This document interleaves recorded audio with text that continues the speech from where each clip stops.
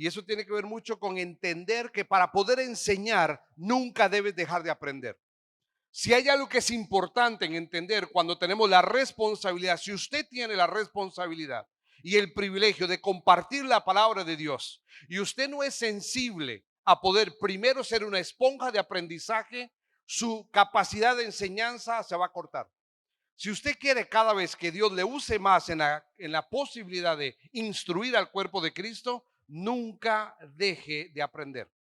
Y esta carta que vamos a estudiar hoy, Santiago, es una de las cartas que Dios me da el privilegio de ser profesor del Instituto Bíblico.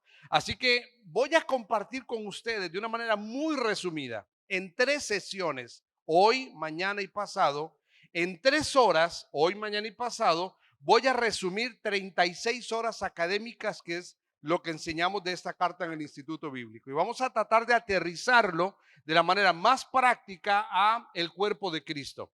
Así que si usted tiene la palabra del Señor allí abierta, le voy a pedir que mantenga la carta de Santiago abierta, porque de ahí vamos a estar estudiando.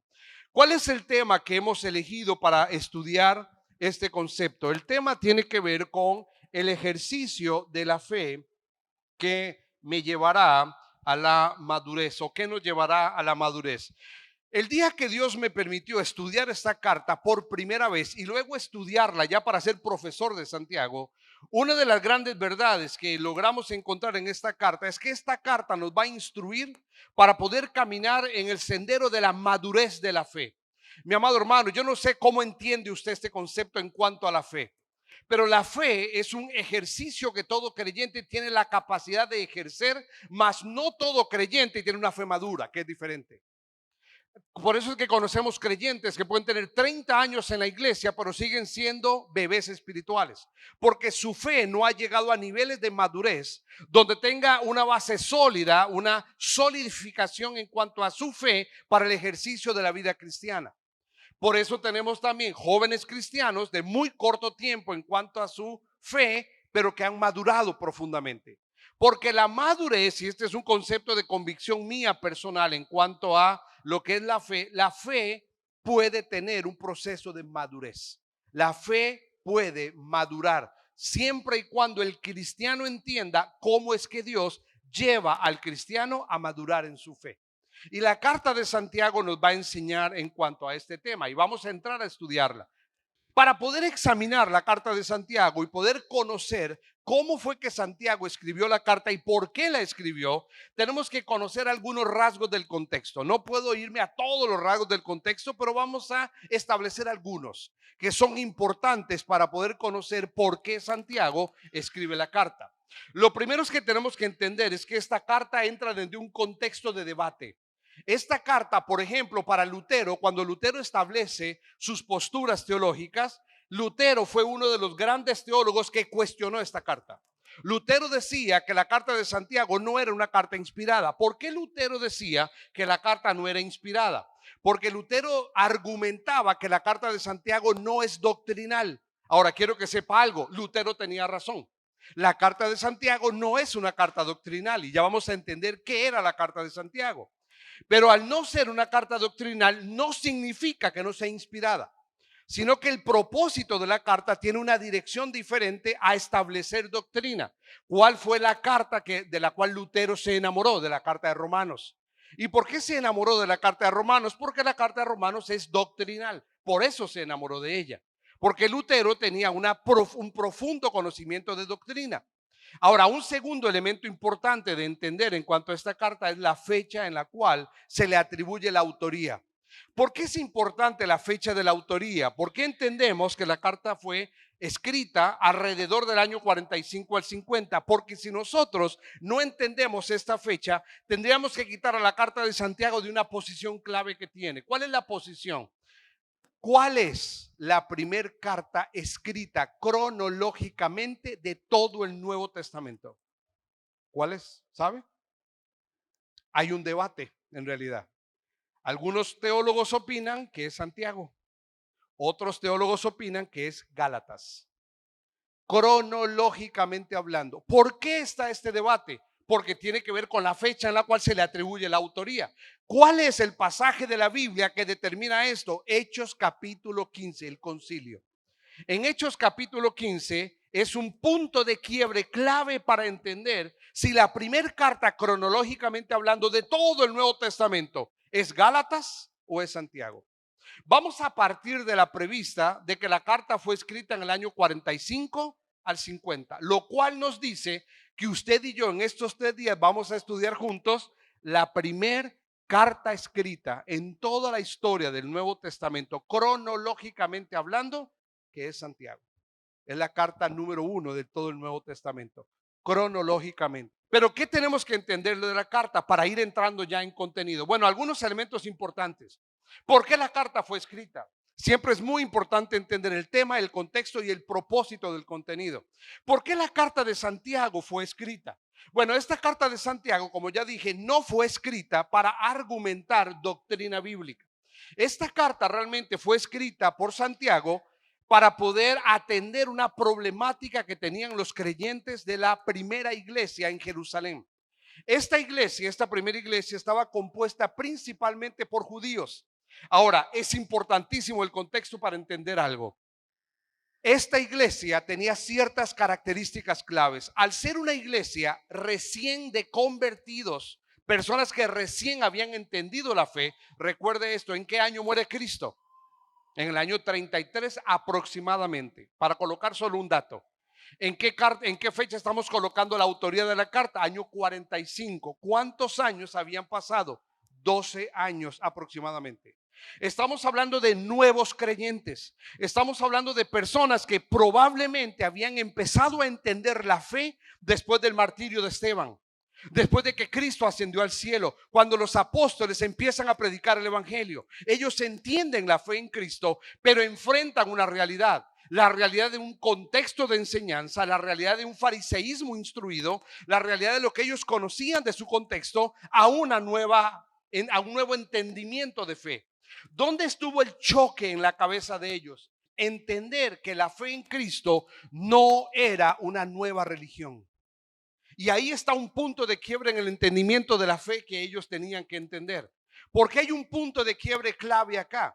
Porque ellos venían adoctrinados mediante una religión, la religión hebrea, la religión judía y el fariseísmo. Y cuando ellos se enfrentan a la fe en Cristo, se confrontan con una realidad. ¿Qué les decía la fe judía? ¿Qué les decía el fariseísmo? Cumplimiento de normas. Obedece la Tanaj, obedece la Torah. Debes cumplir más de los 600 mandamientos que manda el Antiguo Testamento. Debes cumplirlo para buscar la gracia y la justificación delante de Dios. Pero ahora entienden un mensaje o reciben un mensaje que dice es por fe, no por obras. Como dice Romanos en el versículo clave de Romanos, porque el pecador es justificado por la fe y no por obras de justicia. El confrontarse a eso, el tener que enfrentar esta realidad, les lleva a ellos a un cuestionamiento, que esta nueva fe en Cristo realmente no tenía que ver con la tradición que ellos habían entendido, sino que tenían que entender que es una nueva vida de fe sin el requerimiento del cumplimiento de obras de la ley. Y a la hora de que ellos se enfrentan a esto, ellos tuvieron que tomar decisiones claves. ¿Qué es o cuál es el tema central de la carta de Santiago? El tema central de la carta lo podemos llamar vivir por fe o también lo podríamos llamar madurez espiritual, porque la carta encierra esas dos realidades. Si bien la carta no va a argumentar conflictos doctrinales, sí va a argumentar algo, problemas o conflictos de madurez cristiana. Mi amado hermano, ¿cuál es una de las mayores luchas que usted y yo tenemos en nuestros primeros años de haber creído en Cristo? La lucha entre entender lo que Cristo hoy me dice con todo lo que tengo arraigado en mi vida. Hábitos, costumbres, mañas, hábitos del hogar, pecados del pasado, desprenderme de muchas cosas para tratar de vivir en esta nueva fe que hoy entiendo a través de la obra de Cristo. Bueno, ellos se enfrentaron exactamente a lo mismo. Tenían más o menos 12 años de que estos hermanos habían entendido la nueva fe en Cristo.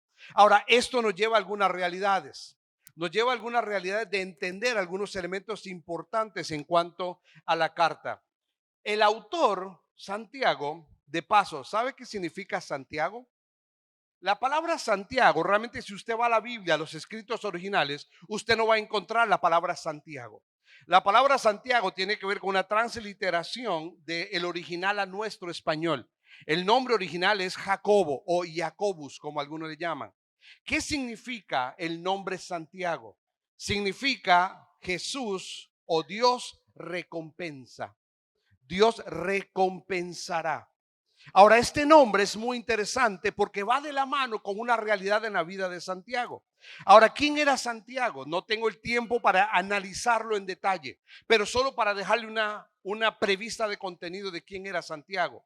Santiago, en primer lugar, tenemos que entender que él no creía en Jesús. Ahora, piense usted conmigo por un momento. Imagínese usted nace en el momento en que tiene entendimiento de razón, a los 2, 3 años, tiene un hermano mayor que es hijo de tus mismos padres, y ese hermanito mayor viene y te dice a ti: soy el redentor del mundo.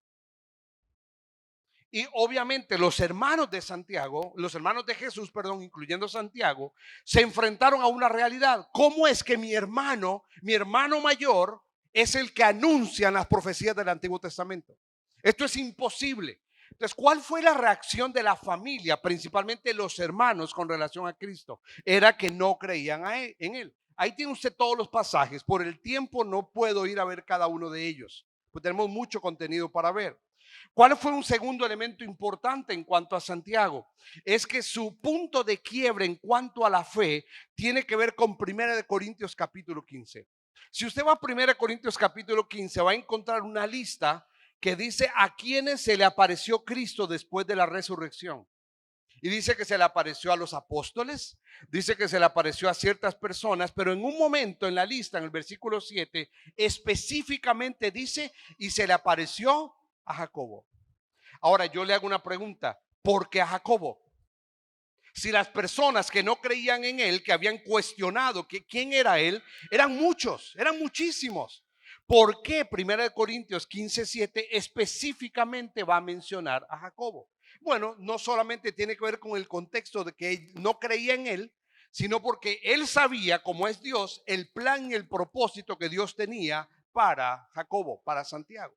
Un tercer elemento importante en cuanto a él es que en Hechos capítulo 15 lo vamos a encontrar ya al frente del concilio, y aquí empezamos a entender de alguna manera por qué 1 Corintios 15:7 muestra de que Santiago se le aparece primero a Jacobo. ¿Por qué? O Jesús, perdón, se le aparece primero a Santiago. ¿Por qué? Porque había un propósito detrás.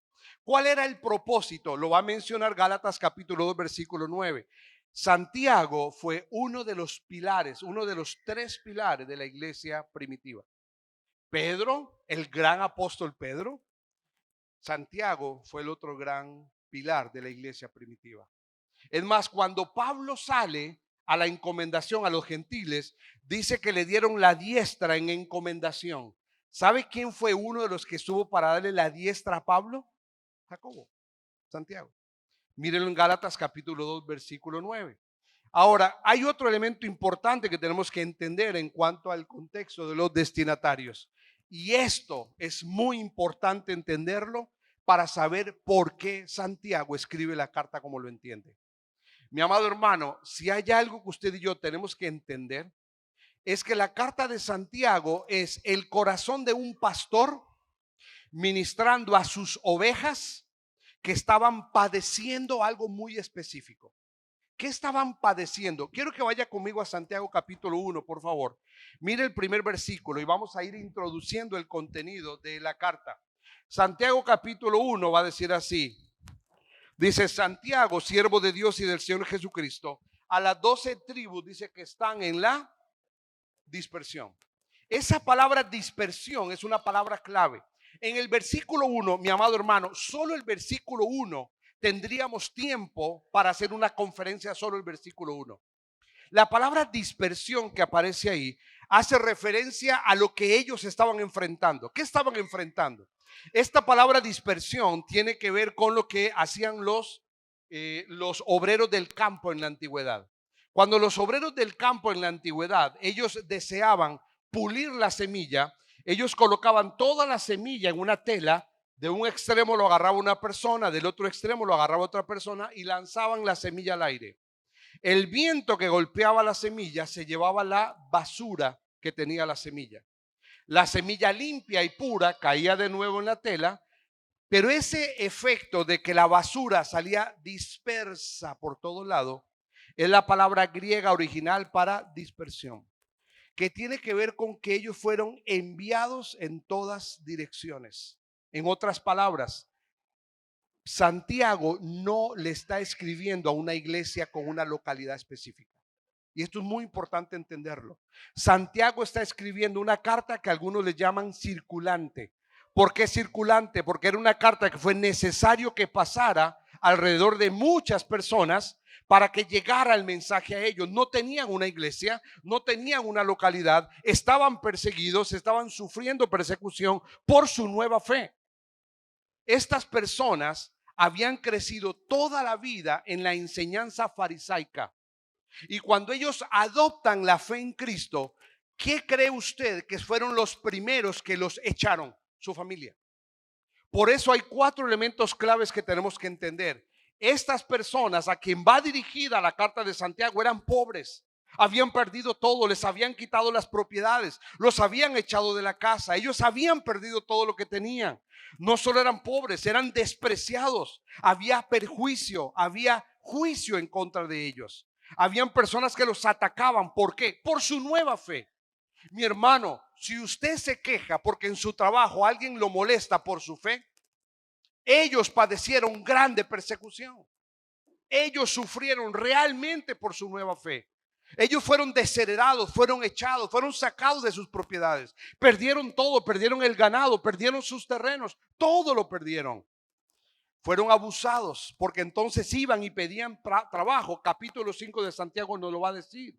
Cuando habla de los abusos de los jefes, abusos de los patrones, los contrataban, los hacían trabajar y no les pagaban. Obviamente los trataban como un elemento de desecho y de desprecio. Y un cuarto elemento importante, eran ignorantes. ¿Ignorantes de qué? Mi amado hermano, si usted pertenece a esta iglesia o a otra iglesia, usted cada domingo va a una iglesia donde tiene un pastor que lo ministra, ¿sí o no? Ellos no tenían pastor. Eran nuevos creyentes. Ellos no tenían la Biblia para leerla. Le estoy hablando del primer libro o el primer escrito del Nuevo Testamento. ¿Qué significa? Que no tenían Nuevo Testamento. Significa que no tenían Biblia. Significa que lo único que tenían eran las enseñanzas de la Tará o de la Torá. Era lo que ellos tenían. La ley hebrea era lo que ellos tenían. Y ellos estaban adoptando una nueva fe que los confrontaba con esa realidad de lo que habían aprendido. Habían sido echados de sus casas, les habían quitado las propiedades, habían sido despreciados, los abusaban. Y aparte de eso, en su nueva fe no tenían una Biblia y no tenían pastor. No sé si entiende la importancia del contexto, porque tiene que ver con el por qué Santiago escribe la carta. En Hechos capítulos 15, cuando Pablo va y se queja, no sé si tiene el contexto, luego léalo, pero en Hechos capítulo 15, Pablo se queja ante el concilio porque los judaizantes se habían ido a las iglesias de Galacia a adoctrinar a los nuevos creyentes de Galacia con la doctrina farisaica. Y Pablo en Hechos 15 se queja con los líderes y se pone de pie Jacobo y les dice: escúchenlo a Pablo. Después de que termina Hechos 15 el concilio, se escribe la carta y Santiago envía la carta entendiendo la necesidad de este rebaño que estaba disperso. ¿Me siguen? Ahora quiero que usted tenga, por favor, un panorama general de lo que es esta carta. Si usted logra tener este panorama general en su cabeza, usted tiene la estructura de toda la carta de Santiago. Si usted mira la carta de Santiago, usted va a entender que está dividido en 5 capítulos, donde toda la carta de Santiago se va a enfocar principalmente en 3 grandes áreas. Una grande área tiene que ver con la conducta del creyente. Una segunda grande área tiene que ver con qué persigue Dios para con su pueblo, las metas de Dios para con los creyentes. Y una tercera área es cuál es la herramienta que Dios va a usar para lograr ese propósito. ¿Cómo es que Dios va a trabajar? En el capítulo 1, Dios nos va a hablar de las pruebas, nos va a hablar de la tentación, va a buscar que la prueba me lleve a la madurez. En el capítulo 2 nos va a hablar acerca de los prejuicios y la forma como el creyente se mueve. En el capítulo 2, perdón, en el capítulo 3 nos va a hablar de la carnalidad. Cuando se confronta la sabiduría de Dios con la sabiduría del hombre. Y cuando el hombre vive según su sabiduría, hay mucha carnalidad. ¿Y cuál es la primera evidencia? Que eso lo vamos a mirar probablemente mañana. ¿Cuál es la primera evidencia de un hombre o una mujer carnal? El uso de su lengua. Capítulo 4 nos va a hablar de los conflictos y el capítulo 5 nos va a hablar acerca de las luchas con los jefes. Ahora, permítame entrar en el contenido ahora sí. Capítulo 1, vaya conmigo, por favor. Versículo 1 de Santiago dice: Santiago, siervo de Dios. Y antes de darle el contenido de lo que quiero desarrollar, quiero que entienda lo importante de la introducción. Le dije que en la introducción el versículo 1 nos va a decir qué estaba pasando con los destinatarios. Recuerda, estaban dispersos. Pero hay un segundo elemento clave y es la palabra siervo de Dios. Esta palabra siervo de Dios es una palabra compuesta de dos términos griegos. El primero es doulos y el segundo es kurios. Cuando Santiago se presenta, hay algo que es muy importante entender. Recuerda que le dije en el contexto que Santiago no creía en Jesús, recuerda. Él es medio hermano. Este hombre del cual vamos a hablar es medio hermano de Cristo. No el hermano, el medio hermano de Cristo. ¿Por qué medio hermano? Porque es hijo de su madre, mas no de su padre. Recuerde que Jesús fue engendrado de manera sobrenatural. Ahora, este Jesús que él miró crecer como el Redentor, él no creía en él, Santiago. Pero luego de 1 Corintios 15 entiende quién era Cristo. Mira que él resucita, se le aparece y él llega al convencimiento de la fe en Cristo. Cuando él llega al convencimiento de la fe en Cristo, él va a presentarse de una manera extraordinaria. Pocos pasajes de la Biblia los encontramos de esta manera. La mayoría de los pasajes los encontramos como el siervo de Dios, el apóstol, diciendo: Pablo, apóstol de Jesucristo. Pero Santiago se presenta como el siervo del Señor. Y usted me dirá: Roy, ¿qué tiene que ver eso? ¿Qué diferencia hay? Es enorme la diferencia. Porque esta combinación de términos hace referencia a algo que Santiago había entendido y que ahora era su convicción. Santiago en su presentación, cuando dice Señor, la palabra Señor es el término kurios en el griego. Y esta palabra hace referencia a una divinidad. Sí se traduce como Señor, pero nuestro español no alcanza a traducirla bien. Es una de las luchas que tenemos en nuestras traducciones bíblicas. Hay términos en nuestras traducciones que no logran encerrar el sentido de la expresión original. El término kurios, si bien es traducido como Señor, tiene una connotación mucho mayor a solamente decir Señor. Tiene que ver con reconocer en aquel quién es. Es reconocer en él su esencia, reconocer en él su naturaleza. Y cuando él dice: yo soy el doulos, el esclavo, el siervo del kurios, él está colocándose debajo de Cristo, está colocando a Cristo sobre él, y no solo le reconoce como maestro, no solo le reconoce como redentor, le reconoce como divinidad. En otras palabras, Jesús es Dios. Y esto es muy importante entenderlo. Recuerde que él venía con todo el contexto de la enseñanza farisaica, y reconocer a Jesús como el Señor, como la divinidad, es quebrar y romper toda la estructura de la enseñanza pasada y el trasfondo del adoctrinamiento que ellos habían tenido. Y una vez que se presenta, va a entrar en la porción que vamos a analizar el día de hoy. Y yo lo llamo a esto el laboratorio de Dios. Desde el versículo 2 hasta el versículo 8, Santiago le va a hablar a estos hermanos creyentes de la prueba. Mi amado hermano, ¿cómo entiende usted la prueba en su vida? ¿De qué manera la entiende? Quiero que entendamos, no tengo el tiempo, en clase con mis alumnos lo analizamos exegéticamente, palabra por palabra. No tengo el tiempo, pero quiero que entendamos que no todo sufrimiento es prueba, pero varios de nuestros sufrimientos sí son prueba. ¿Por qué no todos nuestros sufrimientos son prueba? Usted y yo tenemos mala cultura de un lenguaje claro bíblico. ¿A qué me refiero? Muchas veces le hemos achacado a Dios algo que Dios no tiene nada que ver. Es usted y yo que pagamos la consecuencia de nuestras malas decisiones. Usted y yo muchas veces estamos enfrentando situaciones y decimos cosas como, si Dios lo permite es porque así lo quiere. Entienda lo que quiero decirle con esto. Dios le dice a usted, no forniquéis. Y usted se mete con su novia, usted se mete con su novio a tener relaciones sexuales fuera del matrimonio, queda embarazada, luego paga el precio porque el chico la abandona y la persona dice, si Dios lo permitió, perdóneme, eso no es prueba. Eso es consecuencia de su pecado.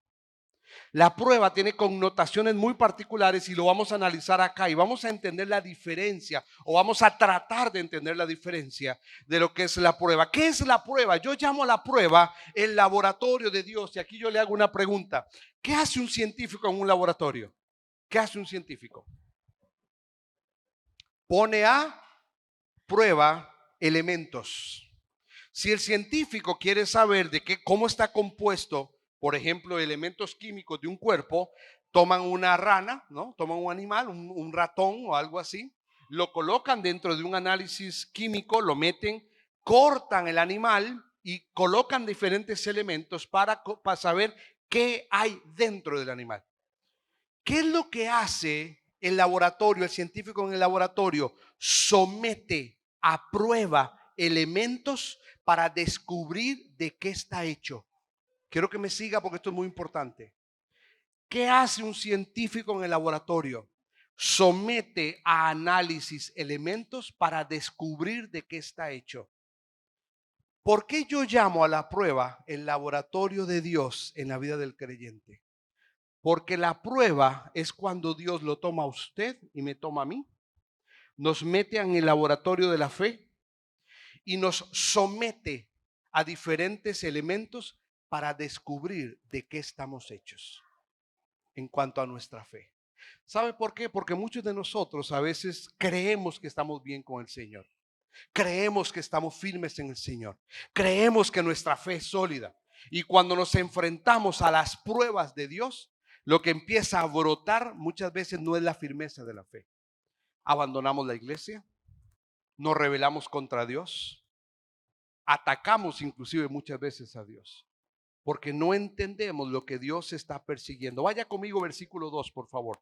Y vamos a leer este pasaje y dice así la palabra del Señor. Versículo 2 dice, hermanos míos, tened por sumo gozo cuando os halléis en diversas pruebas, sabiendo que la prueba de vuestra fe produce paciencia, mas tenga la paciencia su obra completa, para que seáis perfectos, cabales, sin que os falte cosa alguna. Y si alguno de vosotros tiene falta de sabiduría, pídasela a Dios, el cual la dará abundantemente y sin reproche, pero pida con fe, no dudando nada. Porque el que duda es semejante a la onda del mar que es arrastrada por el viento y echada de una parte a la otra. No piense pues quien tal haga que recibirá cosa alguna del Señor. El hombre de doble ánimo es inconstante en todos sus caminos. Ahora yo quiero que usted y yo estudiemos todo lo que es la prueba. ¿Qué es la prueba? Quiero que lo analicemos y entendamos este laboratorio de Dios en nuestra vida. Mi amado hermano, si hay elementos dentro del análisis de la prueba que muchas veces usted y yo no entendemos lo que Dios está haciendo. Cuando usted y yo estamos bajo prueba, Dios está trabajando en mí. Dios está formando a Cristo en mí y el único instrumento, la única herramienta para poder pulir la fe se llama prueba. Y miremos lo que va a decir la palabra de Dios. ¿Qué es la prueba? ¿Cómo la podemos definir? La prueba la podemos definir como la exposición de mi vida al laboratorio de Dios para que soportando o resistiendo seamos aprobados y recibamos el reconocimiento o la corona para poder aprobar el examen. Además, llevarnos a la madurez y perfeccionarnos conforme a nuestro Señor Jesucristo. Ahora, analicemos cada uno de los elementos. Cuando nosotros hablamos de la prueba, lo primero que vamos a encontrar es cuál debería ser mi actitud en la prueba. Mira el versículo 2. El versículo 2 dice, hermanos míos, tened por sumo gozo. Ahora, mi amado hermano, yo no sé usted, pero cuando yo estudié esto, a mí me generó un cortocircuito. Digo, ¿cómo voy a tener gozo cuando Dios me tiene bajo prueba? ¿Cómo Dios espera que yo ande sonriendo y feliz de la vida, diciéndole al hermano en Cristo, en victoria, cuando alrededor mío hay una batalla, hay una lucha, hay presión, hay agotamiento, hay elementos alrededor mío que me desgastan, que me cansan, que me agobian? ¿Cómo puedo tener gozo? Bueno, cuando analizamos hay algunos elementos interesantes para entender esto. En primer lugar, cuando la palabra de Dios me habla de poder tener la actitud correcta en medio de la prueba, Santiago no es irónico, Santiago es objetivo. Y Santiago me va a colocar a mí la realidad de lo que yo enfrento cuando estoy en medio de la prueba. La primera palabra que va a usar es la palabra cuando os halléis en diversas pruebas. Esta palabra halléis va a describir la sensación de la prueba. No sé si usted lo ha enfrentado, pero cuando usted y yo estamos bajo prueba, por más que corra, no puede esconderse de ella. La prueba está allí, ahí va a estar. Y la única forma de salir de la prueba es o aprobado o reprobado. No hay una tercera. Usted va a poder tratar de correr y tratar de huir, pero no va a poder huir de la prueba. Porque esta palabra, halléis, es una palabra que habla acerca de lo que enfrenta, por ejemplo, el caballo en un establo. Alguna vez me imagino ha visto un caballo en un establo, ¿no? Que tiene un redondel de madera y el caballo puede correr en todas las direcciones y en cualquier dirección que corra, ¿con qué se va a encontrar? Con una barda. Eso significa la palabra halléis, dice cuando os halléis. Es la sensación de no tener o no encontrar una forma de escapar de ella. Ahora, cuando coloca la palabra pruebas, tenemos que entender qué significa. Y por eso hay un bisturí allí en la imagen. La palabra prueba hace referencia a que yo soy probado por medio de experimentos. Soy probado por medio de los instrumentos que Dios usa para poder cortar y sacar lo que hay adentro. Mi amado hermano, quiero que entendamos esto. Dios no necesita saber lo que hay en mi corazón. El que lo necesita saber soy yo. Yo necesito saber lo que realmente hay en mi corazón. Y cuando Dios toma su vida y toma mi vida y nos pone a prueba, lo que Dios está haciendo es tomando el bisturí de la prueba, cortando profundamente mi corazón, abriendo para que salga la pus que hay adentro, que como buenos cristianos somos muy buenos para actuar piadosamente. Porque a veces en la iglesia el domingo o en la clase que damos o en el trabajo que tenemos en la iglesia, somos excelentes actores y actrices piadosos. Pero en nuestra intimidad, en nuestro hogar, con nuestros hijos, con nuestra esposa, con las personas de intimidad, muchas veces estamos podridos. Y ese ejercicio de la prueba es lo que Dios, ¿alguna vez le han sacado la pus de un grano? ¿Qué hace el doctor para sacar la pus? Aprieta. Y lo coloca usted en una camilla y le dice, muerda la sábana y aguante. Y agarra con sus manos, con guante, y empieza a apretar y apretar y apretar. Y aunque usted patalee, halléis. Aunque usted patalee, reniegue, se enoje, el doctor sigue apretando. ¿Qué está buscando el doctor? ¿Ser compasivo con su dolor o sacar la pus? Él quiere sacar la pus. La prueba saca la pus de mi corazón. La prueba es un examen a mi fe. Es cuando realmente yo soy confrontado para saber si lo que yo digo en cuanto a mi fe realmente es así. Realmente soy lo firme que yo digo. Y por eso nosotros los ministros, misioneros y pastores, ministros de Dios, Dios nos somete a prueba constantemente. Por eso. ¿Sabe por qué? Porque aún los misioneros podemos entrar en una zona de comodidad donde yo los llamo profesionales del evangelio, los llamo yo. Así lo llamo yo. Y a mi equipo, y me gustaría que venga a México y escuche a mi equipo cuando yo hablo de estos temas con mi equipo. Yo le digo, no te equivoques, no te conviertas en un profesional del evangelio. Tú un día tiraste un palito o tomaste un compromiso de ser siervo, no profesional del evangelio. Siervo. ¿Y sabe qué usa Dios muchas veces para hacernos recordar los compromisos del llamado? La prueba. Sacude la pus del corazón y aprieta. Y la prueba es este laboratorio donde Dios va a examinar. Primera de Pedro capítulo 4 va a decir, no se sorprendan de la prueba. Y lo puede analizar después. No os sorprendáis de la prueba. Como que si algo nuevo ha venido a ustedes, no te sorprendas. O sea, el creyente tiene que entender que la prueba es parte de la vida cristiana. ¿Cuál es otro elemento? No solamente la prueba me tiene que llevar a entender cuál debe ser mi actitud en la prueba, sino que también la Biblia me va a decir en el versículo 3 cuál es el propósito de la prueba. Mi amado hermano, ¿por qué Dios trae la prueba a mi vida? ¿Por qué Dios trae a nosotros la prueba? Dice, para que cuando seamos probados, que la prueba de vuestra fe, dice, produce paciencia. Ahora quiero que entendamos, porque yo quiero hacerle un comparativo para que entendamos por qué Dios quiere trabajar en esto. ¿Qué entiende usted por paciencia? Usted está parado en la parada de buses, esperando el bus que debe pasar a la 1:20 y ya son 1:30, 1:35 y usted está inquieto, ¿no? Quiero que entienda que no se refiere a eso esto. No está hablando de eso y ahorita va a entender por qué.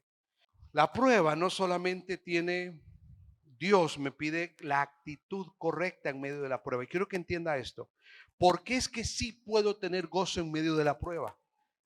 La única forma de tener gozo en medio de la prueba es cuando entiendo el propósito. La única forma. Cuando yo logro entender el propósito de la prueba, es cuando puedo caminar a través de la prueba con gozo. ¿Sabe por qué? Porque la prueba no es fácil. La prueba es cuando Dios aprieta. La prueba es cuando Dios toma mi fe, la que yo digo tener, y la sacude. Y no es fácil.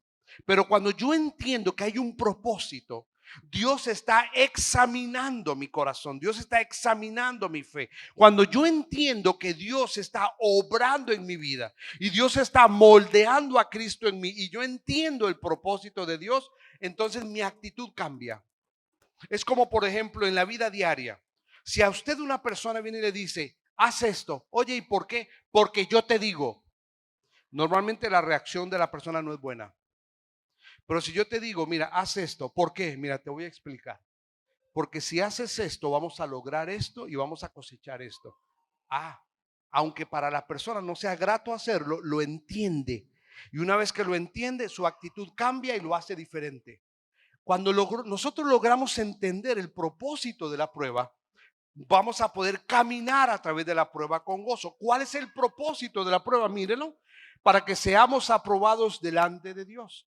Esta palabra doquimión que aparece aquí, que tiene que ver con la prueba, es una palabra que se usaba cuando los doctores van a hacer su examen de grado. Tienen que enfrentarse a un consejo médico y tienen que presentar defensa de la rama en la cual ellos están estudiando. Y ese consejo examina al ponente y lo aprueba o lo desaprueba. ¿Qué está buscando Dios con la prueba en mi vida? Formar a Cristo. Y la única forma de librar la prueba es aprobando. Y quiero que entienda esto.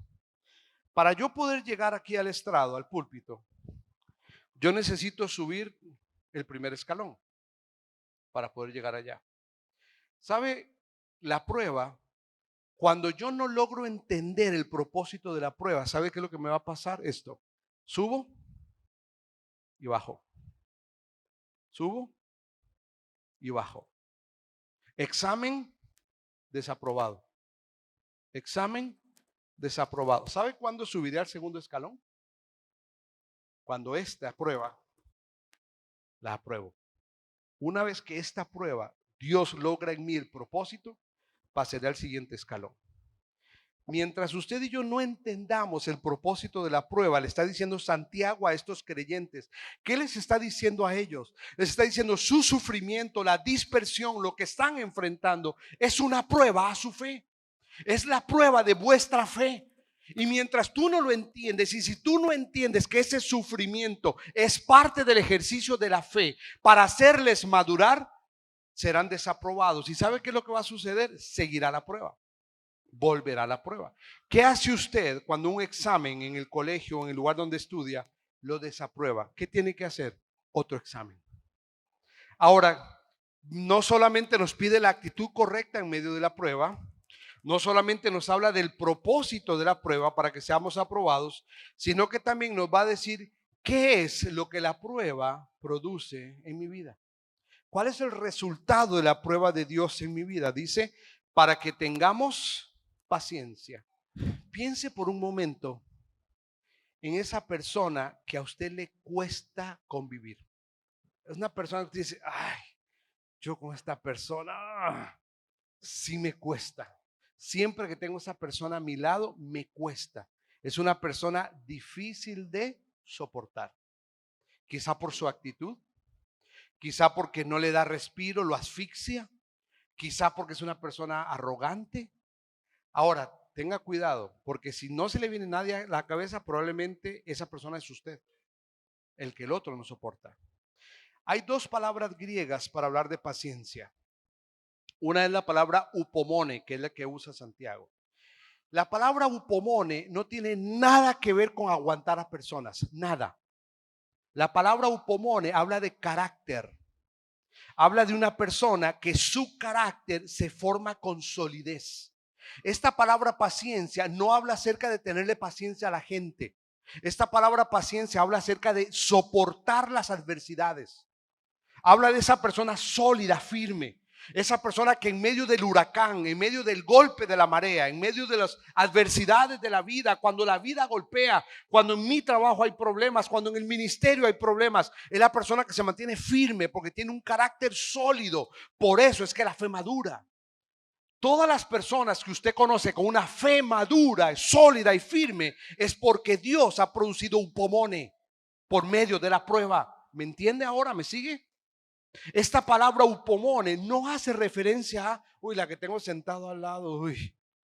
No se refiere a eso, se refiere al carácter, a una persona sólida, firme. Y esta palabra upomone, que la va a traducir Santiago, bueno, aquí la traducción bíblica la traduce como paciencia, es la actitud que yo debo tener cuando estoy en la prueba. Upomone, upo, debajo. Me coloco debajo de la prueba con obediencia, con una actitud correcta y atravieso la prueba entendiendo que Dios está moldeando a Cristo en mi vida. Ahora, ¿cuál es la gran diferencia en cuanto a entender la paciencia? Y ahora sí, se lo voy a decir. Dígale al que está a su lado, dígale, tú eres mi macrotumia. No es una palabra romántica, ¿eh? Macrotumia es la que aparece en Gálatas 5:22 cuando dice el fruto del Espíritu es amor, gozo y paciencia. La palabra macrotumia sí está dirigida a las personas. La palabra macrotumia tiene que ver con aprender a soportar, como dice el Señor, aún a los difíciles de soportar. Esa palabra soportar que aparece ahí es aún a los difíciles de soportar, es la palabra macrotumia. La palabra macrotumia no se forma por medio de la prueba. Es fruto del Espíritu cuando yo estoy dependiendo de Dios y el Espíritu Santo realmente me llena, me gobierna. Yo aprendo a amar aún a los difíciles de amar.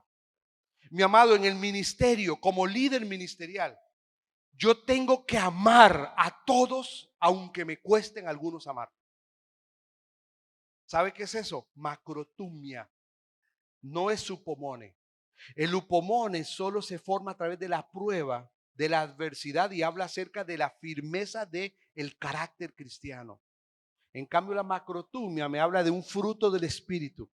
El obrar del Espíritu en mi vida me lleva a amar a las personas aun cuando sean difíciles de amar. Le hago una pregunta. ¿Tiene usted personas en su vida que sean difíciles de amar? Ejercite macrotumia. Ámeles, aunque no sean fáciles de amar. ¿Cuál es una lección que podemos extraer de la prueba final? La prueba tiene un propósito final, por supuesto. El propósito final de la prueba tiene que ver con que Dios desea llevarnos a ser perfectos, cabales, sin que os falte cosa alguna. Yo no sé si aquí en Nicaragua se usa, pero en El Salvador, cuando yo vivía allá, hay una palabra que se usa mucho, es la palabra cabal. Se usa acá en Nicaragua también, cabal. Oye, ¿y eso cómo estuvo? Cabal. Oye, ¿y esa persona qué tal es? Cabal. Esa palabra cabal habla de algo completo, habla de algo entero. Cuando Santiago le habla a estos creyentes perseguidos, le dice que el propósito de la prueba es llevarlos a ser cabales, perfectos y sin que les falte cosa alguna. Las tres palabras son sinónimas que hacen referencia a lo mismo. ¿Y sabe de qué está hablando? Madurez. Las tres. Una palabra, una persona cabal, perfecta, sin que le falte cosa alguna, hace referencia a que todas sus partes están en el lugar que tienen que estar. En otras palabras, cuando viene la adversidad, reacciona de la manera correcta. Cuando tiene que amar, aún a los difíciles de amar, los ama. Cuando tiene que tener amor y paciencia, la tiene. Cuando tiene que tener emprendimiento, lo tiene. Es una persona madura en cuanto a su fe. Es una persona que aprende a renunciar a sí mismo para darle lugar al otro. Es una persona que es como Cristo, no como el mundo lo dice. La única forma es a través de la prueba, cuando Dios saca la soberbia de mi corazón, cuando Dios saca el orgullo de mi corazón, cuando Dios saca las motivaciones equivocadas de mi corazón, por medio de la prueba, revela la inmundicia de mi corazón y la limpia. Y esa persona entonces empieza a ser más cabal, perfecta, sin que le falte cosa alguna. ¿Quién es la única persona perfecta, cabal, sin que le falta cosa alguna? Cristo. Y el propósito final tiene que ver con formar la imagen de Cristo en nosotros. Y no hay otra forma que no sea por medio de la prueba. Porque a veces usted y yo confundimos prueba, ¿sabe con qué? Con tentación. Y es un versículo clave. Quiero que lo lea conmigo. Lea conmigo el versículo 12, por favor, de Santiago capítulo 1. Dice el versículo 12. Bienaventurado el varón que soporta la tentación. Porque cuando haya resistido la prueba, recibirá la corona de vida que Dios ha prometido a los que le aman. Ahora es un versículo que no tengo el tiempo para que lo desmenucemos, pero es un versículo que pareciera dar conflicto. Pareciera que habla de dos cosas mezcladas. Dice, bienaventurado el varón que soporta la tentación. Pero bienaventurado será el que soporta la prueba. Entonces mi pregunta es, versículo 12, ¿habla de prueba o de tentación? ¿De prueba? ¿Por qué? Porque habla de prueba. Mi amado hermano, en la Biblia, en ningún lugar, la Biblia me manda a mí a soportar la tentación. A mí la Biblia me manda a huir de la tentación. Pero me dice que a la prueba no debo huir, debo permanecer. ¿Sabe cuál es el problema acá? Que en el griego original es la misma palabra. Solo hay una sola palabra. Es la misma. Pero ¿qué es lo que nos da? ¿Cómo es que podemos entenderlo? Con el contexto. El contexto es lo que nos permite analizar el término. La Biblia a mí no me dice, la Biblia me enseña que yo no tengo la capacidad para soportar la tentación. Yo no puedo, ni usted tampoco. Póngase a jugar con la tentación y verá que se quema. La Biblia a mí me manda que cuando yo enfrente la tentación, huya de ella. Pero cuando enfrente la prueba, permanezca en ella. Y yo solo quiero dejarle en esta noche, para terminar la primera sesión, cuál es la diferencia entre los dos. ¿Cuál es la diferencia entre prueba o tentación? Bueno, tenemos que entender en primer lugar que la prueba es el medio a través del cual Dios me mete en su laboratorio. Recuerda, la prueba es el laboratorio de Dios para examinar mi fe y llevarme a la madurez. La tentación es la herramienta de Dios, o es el medio a través del cual Satanás va a despertar mis deseos de carnalidad para llevarme a la destrucción, para llevarme al pecado. Ahora quiero que entienda esto y le va a sonar raro y si no está de acuerdo lo podemos platicar. La tentación no la produce Satanás. La tentación nace en su corazón y en el mío. Hay una palabra que tiene que ver con deseos de mi corazón y no tiene que ver con deseos pecaminosos. Quiero que entienda la diferencia. Todos nosotros tenemos deseos, todos. Algunos son piadosos y otros son inmorales. Quien gobierne mi corazón despertará uno u otro. Por eso la Biblia me manda a mí a ser lleno del Espíritu Santo. Cuando la Biblia me dice ser lleno del Espíritu Santo, hay un fruto, dice Gálatas.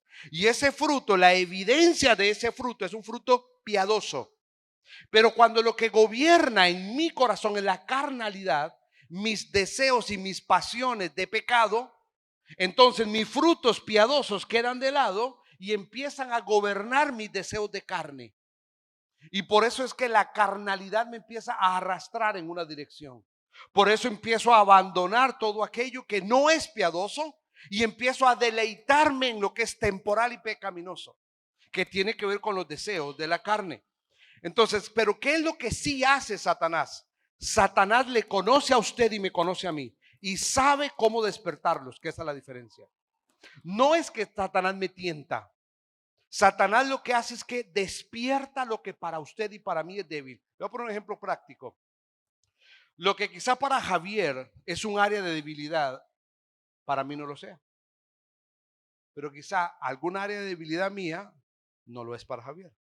Entonces, si Satanás ataca a Javier como me hubiera atacado a mí, no lo va a despertar o le va a costar que lo despierte. Porque no es un área de debilidad para él, pero para mí sí. Por ejemplo, para mí no es debilidad robar. Pero hay muchos hermanos en la iglesia que roban. Para mí, que me dejen algo en la mesa, yo lo tomo y se lo entrego al dueño. No es para mí un área de lucha, pero hay personas que sí es un área de lucha. Y dejar algo mal puesto en una mesa ya le es tropiezo. O sea, ¿qué quiero decirle con esto? Que Satanás sabe a dónde a usted y a mí nos puede golpear peor. Él sabe. Él sabe que a los líderes, a los hombres de Dios, a los pastores, a los ministros, Satanás sabe cuáles son sus áreas débiles y ahí pone el blanco, ahí lo pone. Porque si logra hacer la cabeza, el cuerpo se desmorona. Pero si logra caer la cabeza, el cuerpo se desmorona. Mi amado hermano, la tentación tiene que ver con esta carnalidad que Satanás va a buscar despertar en mí para arrastrarme al pecado. Y solo quiero dejarle este cuadro para que usted entienda la diferencia. ¿Cuál es la diferencia entre prueba y tentación? La prueba tiene un origen, el origen es Dios. La tentación tiene un origen y es Satanás. Satanás va a tratar de despertar esto en mí. La prueba tiene una procedencia, es de afuera, o sea, Dios trae a mi vida elementos para ponerme a prueba, mientras que la tentación es de adentro, es mi concupiscencia, mis deseos que inclinan a la carnalidad, lo que Satanás va a tratar de despertar. ¿Cuál es la forma de tener victoria en la prueba? Soportando, upomone, manteniéndome debajo con obediencia y la actitud correcta.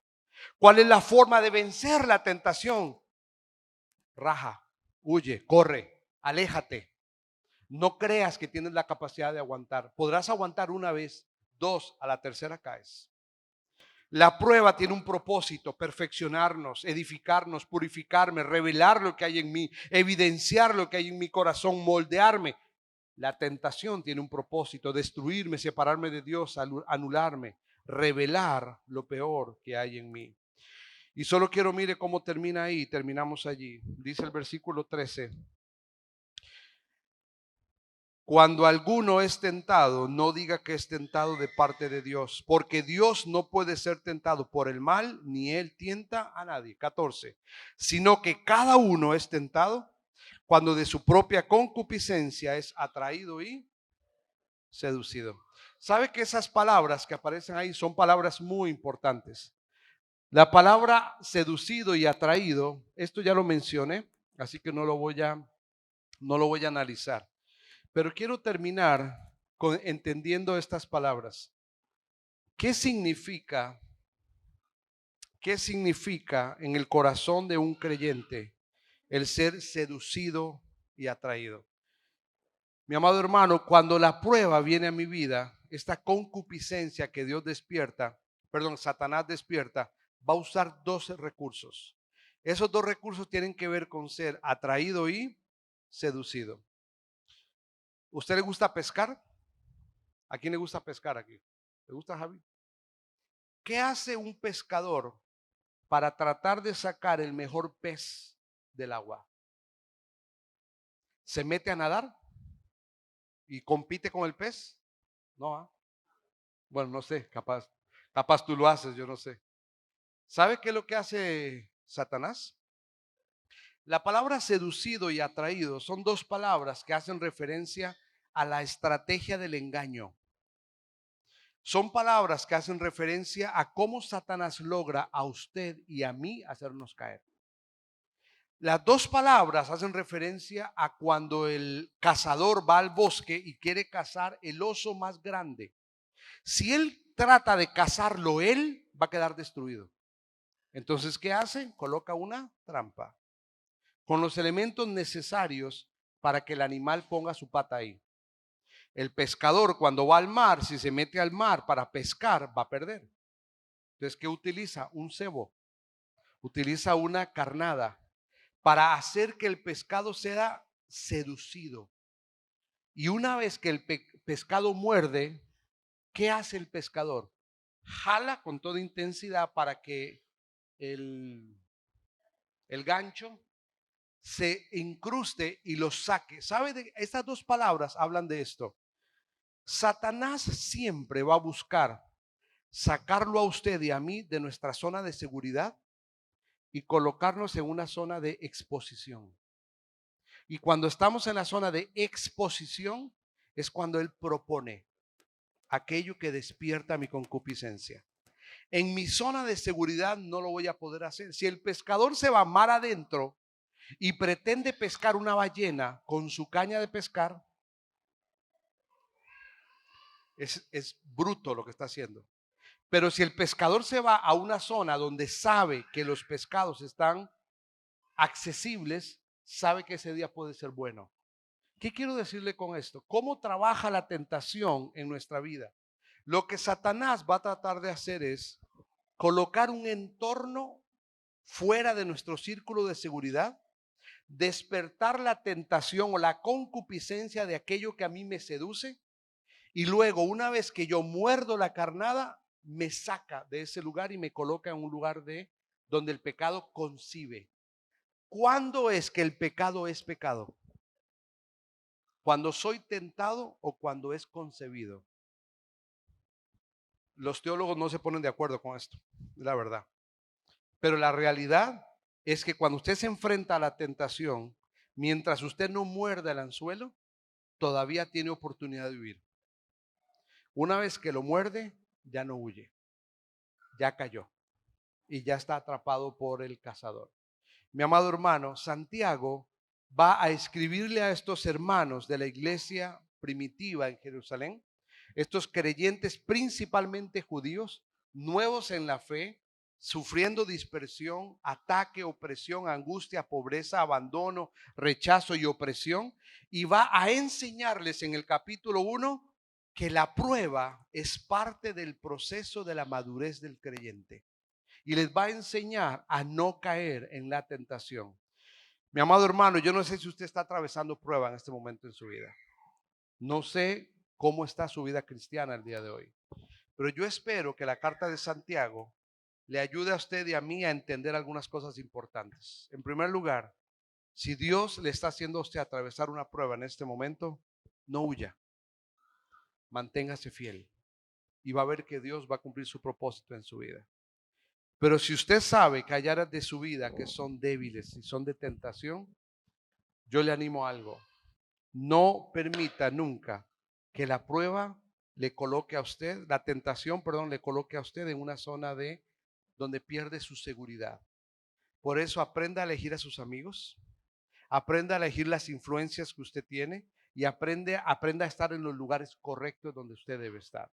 Mañana seguiremos estudiando la carta de Santiago, entraremos en otros temas del capítulo 2 y 3 de la carta de Santiago y luego el tercer día cerraremos con un tema muy interesante al final de toda la carta. Que el Señor les bendiga en esta noche. Gracias.